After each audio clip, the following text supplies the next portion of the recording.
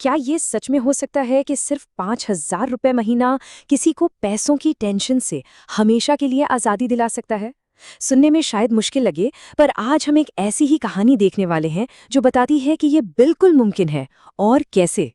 ये सिचुएशन तो बहुत जानी पहचानी लगती है ना। महीने की पहली तारीख को अकाउंट में सैलरी आती है और देखते ही देखते 20 तारीख तक अकाउंट लगभग खाली हो जाता है। ये जो टेंशन है ना, ये हर महीने की है और हमारी आज की कहानी भी यहीं से शुरू होती है। तो चलिए मिलते हैं इस कहानी के हीरो से। नवीन, उम्र 29 साल, दिल्ली में एक प्राइवेट कंपनी में जॉब करता है। सैलरी है 40,000 रुपए और उस पर घर का किराया, महीने के बिल्स और परिवार को सपोर्ट करने की जिम्मेदारी। एक ऐसी कहानी जिससे हम में से कई लोग खुद को जोड़कर देख सकते हैं। नवीन के दिमाग में ना बस एक ही सवाल चलता रहता था। उसे असली डर तब लगा जब उसने अपने ऑफिस में सीनियर्स को देखा जो 45-50 की उम्र में भी पूरी तरह से अपनी सैलरी पर डिपेंडेंट थे। उसने सोचा, क्या मेरी जिंदगी भी बस ऐसे ही कट जाएगी? और ये डर ही बदलाव की पहली वजह बना। और फिर एक दिन एक मामूली से लंच ब्रेक पर एक ऐसी बातचीत हुई जिसने सब कुछ बदलने की नींव रख दी। उसके एक सीनियर विवेक ने एक ऐसी बात कही जो नवीन के दिमाग में छप गई। फाइनेंशियल फ्रीडम सैलरी से नहीं, इन्वेस्टमेंट से मिलती है। जब नवीन ने पूछा लेकिन कैसे, तो विवेक ने उसे अपना पोर्टफोलियो दिखाया। नवीन तो देख के हैरान रह गया। और जब उसने पूछा कि कितना इन्वेस्ट करते हो, तो जवाब था सिर्फ 5,000 रुपए महीना। बस ये नवीन के लिए एक आहा मोमेंट था। उसे यकीन ही नहीं हुआ कि इतनी छोटी सी रकम से इतना कुछ बनाया जा सकता है। और यहाँ इस स्लाइड पर इस पूरी कहानी का सबसे बड़ा राज छिपा है।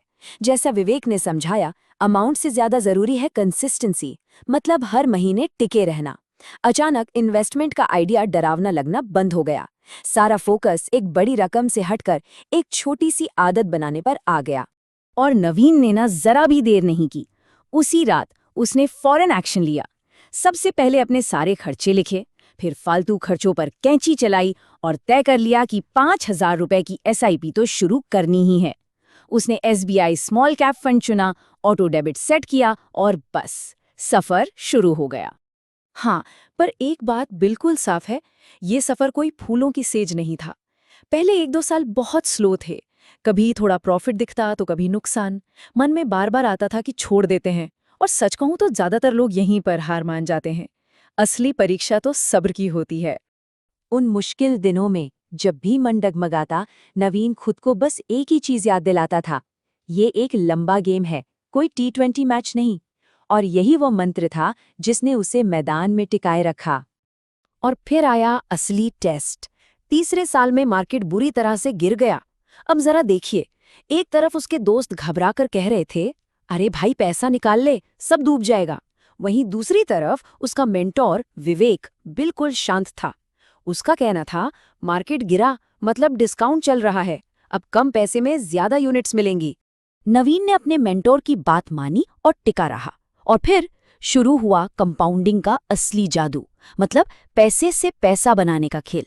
जरा देखिए, 5 साल में 3 लाख का इन्वेस्टमेंट बना 4.5 लाख, 10 साल में ये सीधा 18 लाख हो गया, और सिर्फ 12 साल में करीब 30.5 लाख। 15 साल आते आते तो रिटर्न ही एक दूसरी सैलरी की तरह लगने लगा था। और यहाँ नवीन ने एक और स्मार्ट मूव चला। जब उसकी सैलरी बढ़कर 60,000 हुई, तो उसने सारा पैसा उड़ाया नहीं, उसने अपनी SIP को 5,000 से बढ़ाकर 7,000 रुपए कर दिया। ये जो सिंपल सी स्ट्रैटेजी है ना, जिसे स्टेप अप SIP कहते हैं, इसने उसकी ग्रोथ को मानो फास्ट ट्रैक पर डाल दिया। ये सब सिर्फ नंबर्स का खेल नहीं था। इसकी असली कीमत तब समझ आई जब एक दिन परिवार पर मेडिकल इमरजेंसी आ गई। अस्पताल का खर्च बहुत ज्यादा था, लेकिन उस वक्त नवीन को किसी के आगे हाथ फैलाने की जरूरत नहीं पड़ी। उसका इन्वेस्टमेंट एक मजबूत ढाल बनकर उसके साथ खड़ा था। वो बिना किसी कर्ज के अपने परिवार को संभाल पाया। और उस एक पल में उसके मन में बस एक ही सवाल आया, अगर मैंने वो SIP शुरू नहीं की होती तो आज क्या होता? तब उसे समझ आया कि उसके इन्वेस्टमेंट की असली वैल्यू उन नंबर्स में नहीं, बल्कि उस सुकून और मन की शांति में थी। तो फिर फाइनेंशियल फ्रीडम का असल मतलब है क्या?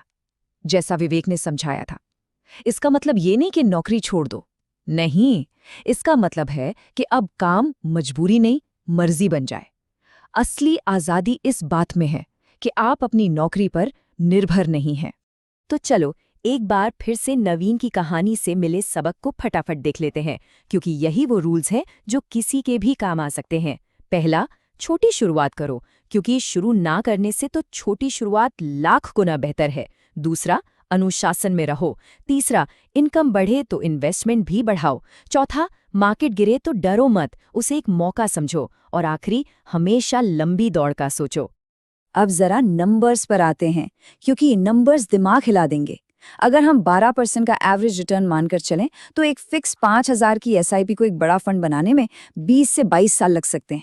लेकिन अगर नवीन की तरह हर साल एसआईपी को थोड़ा सा भी बढ़ाया जाए तो वही फाइनेंशियल फ्रीडम वाला लक्ष्य 15 से 18 साल में ही हासिल हो सकता है। मतलब सीधे सीधे कई साल बच गए सिर्फ एक छोटी सी आदत से। तो देखिए, बात बहुत सीधी है। फाइनेंशियल फ्रीडम कोई लॉटरी का टिकट नहीं है जो अचानक लग जाएगी। इसे हर महीने के अनुशासन की ईंट जोड़ जोड़ कर धीरे धीरे बनाया जाता है। ये कोई चमत्कार नहीं, बल्कि एक अच्छी आदत का नतीजा है।